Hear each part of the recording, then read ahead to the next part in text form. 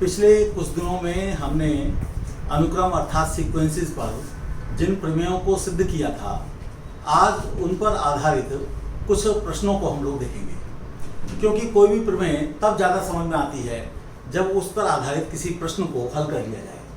तो मैंने यहाँ पर कुछ आपके सामने प्रश्न लिखे हुए हैं, इन्हें हम हल करेंगे। तो जैसे पहले प्रश्न को अगर हम देखें तो इसमें जो सीक्वेंस है उसका A1 कितना है, n को 1 रख दिया तो 1 आ जाएगा। A2 को निकालने के लिए n को 2 रख दिया तो ये आ जाएगा और ऐसे करके आएगा। तो हमने एक रिजल्ट पढ़ा था जिसे हमने कोशी's फर्स्ट थ्योरम और लिमिट्स ऑफ सीक्वेंसेस कहा था, कोशी की प्रथम प्रमेय। तो उसमें ये था कि limit an equal to L implies limit A1 plus A2 plus dot dot dot plus an divided by n equal to L। तो यहाँ पर हम देखते हैं कि जो सवाल है हमारा उसमें जो an है वो n raise to the power n by 1 by n है और लिमिट an यानी कि an तो ना कहें, इसको हम bn कह दें। ये जो है अच्छा an हमने कहा है और यहाँ पर हम इसे ये कह रहे हैं। तो लिमिट an जो है वो हमारी कितनी हो जाती है, वो हमारी limit n raise to the power 1 by n equal to 1 हो जाती है। तो इसका मतलब ये है कि l इज इक्वल टू 1। इसका मतलब ये है कि जो लिमिट आप निकालने चले थे 1 upon n 1 plus 2 raise to the power 1 by 2 dot dot dot n raise to the power 1 by n वो भी 1। तो ये आप आसानी से यहाँ देख सकते हैं। दूसरे क्वेश्चन को जब करने की बात आती है तो मैं इसको थोड़ा ठीक से लिख लेता हूँ। n raise to the power n into product k equal to 1 to m sine 1 by k और इस पूरे की पावर 1 बाई n कर देता हूँ। तो यही चीज़ है। तो इसे मैं एक तरीके से an raise to the power 1 by n करा और मुझे लिमिट निकालनी है। तो हमारी जो थ्योरम थी वो ये थी कि if limit an plus 1 upon an equal to L, तब limit an raise to the power 1 by n भी L होता है। तो हम इसको निकालने की कोशिश करेंगे। तो हम देखते हैं कि क्या आता है।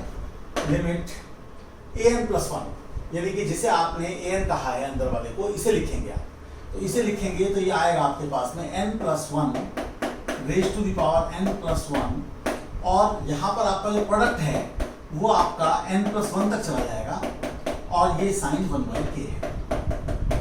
और नीचे की तरफ आपके पास जो an है वो आ जाएगा। तो ये n raise to the power n है, प्रोडक्ट है k इज इक्वल टू 1 से लेकर n तक और साइन 1 बाई k। अगर आप इसे सिंप्लीफाई करेंगे तो आप देखेंगे कि आपके पास में एक n प्लस 1 बच जाएगा और बाकी आपके पास 1 plus 1 by n raise to the power n आ जाएगा।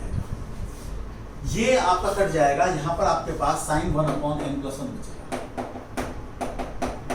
और ये जो यहाँ पर आपका n प्लस 1 बचा था एक, इसे आप 1 अपॉन n प्लस 1 दे सकते हैं।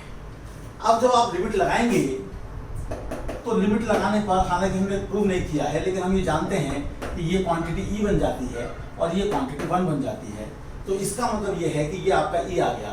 तो इसका मतलब आपका जो यहाँ पर ये दिया हुआ था an raise to the power by n, इसको लाने से आप ये कह सकते हैं कि this also approaches to e। तो इसकी जो लिमिटिंग वैल्यू है वो आपकी e हो जाती है, जो कि आपको निकालनी थी। तो दूसरे सवाल का आंसर हो जाता है। तीसरे वाले पर जब हम आते हैं तो हम देखते हैं कि हमारे पास जो an है वो हमारे पास n raise to the power 1 by n square है। तो n is equal to n raise to the power 1 by n square. अब ये थोड़ा अभ्यास से आएगा कि कहाँ पर कौन सी प्रमेय लगाई जाए। तो मैं यहाँ पर सैंडविच प्रमेय लगा रहा हूँ, सैंडविच थ्योरम लगा रहा हूँ, स्क्वीज थ्योरम लगा रहा हूँ। an जो है हमेशा 1 से बड़ा है या बराबर है उसके, जब n को 1 रखते हैं, और ये लेस है n raise to the power 1 by n से। तो जब हम n टेंडिंग टू इन्फिनिटी करते हैं तो ये अप्रोच करता है 1 को, ये अप्रोच करता है 1 को, तो इसका मतलब ये अप्रोच करेगा 1 को। तो इसका मतलब ये हो गया कि limit n raise to the power 1 by n square equal to 1। अब हम चौथे और अंतिम पर आते हैं। तो वहाँ हमारे पास factorial n upon n raise to the power n है। तो an हमारे पास factorial n upon n raise to the power n है। इससे अगर मैं लिमिट निकालूं an प्लस 1 अपॉन an की, तो वो मेरे पास आती है, ऊपर की तरफ फैक्टोरियल n+1 आ जाएगा, नीचे की तरफ n+1 raise to the power n+1 आ जाएगा, और ये इधर की तरफ फैक्टर n आ जाएगा, और ये n raise to the power n आ जाएगा। तो ये मेरे पास आ जाएगा जो ये क्वांटिटी है। मैं जो रेशो टेस्ट है सीक्वेंसेस के लिए उसे लगा रहा हूँ।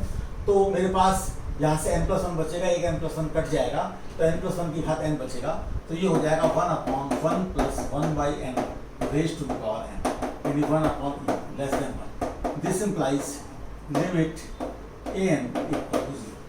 तो जो आप यहाँ निकालने चले थे वो आपका ये आ गया, an आपने ये लिया था, तो ये आ गया limit factorial n/n raise to the power n = 0। वैसे भी आपको अभ्यास हो रहा था, जैसे आप n को अगर 1 लें तो n को 1 लेने पर कितना आएगा, तो 1 आएगा। n को 2 लें तो कितना आएगा, 2/2² आएगा। 3 लें तो 6/3 रेज़ टू द पावर 3 आएगा। 4 लें तो 24/4 रेज़ टू द पावर 4 आएगा। तो जितना चाहे उतना छोटा बनाया जा सकता है, इसलिए इसकी लिमिटेड वैल्यू 0 हो जाएगी।